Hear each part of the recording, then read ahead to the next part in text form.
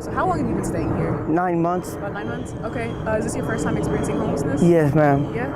Okay. Normally it's like we look behind stores, behind places that, I mean, sometimes you would think somebody would be sleeping or hiding out. Nationally, the number of people living on the streets and in shelters has surged to record levels. Houston has done better, but the latest homeless count raises alarms.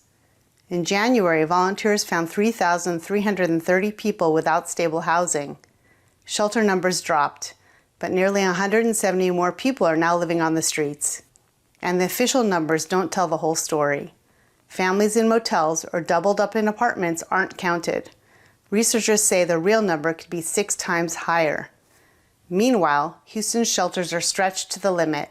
A plumbing issue took dozens of beds offline during the count, a reminder of how fragile the system is. Mayor John Whitmire said ending street homelessness is a top priority, but progress on increasing shelter space is slow.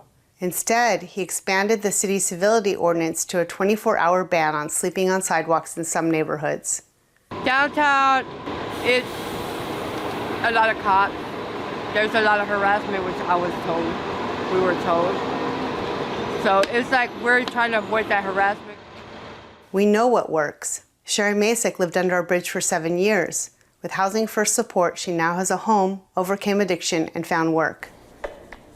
Is he hot?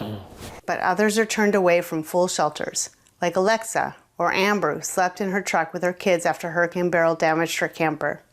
When you go to a shelter, you should be able to get help. And them having to turn families away and single people away and whatnot, it really puts you in a place of where, okay, well, I give up then.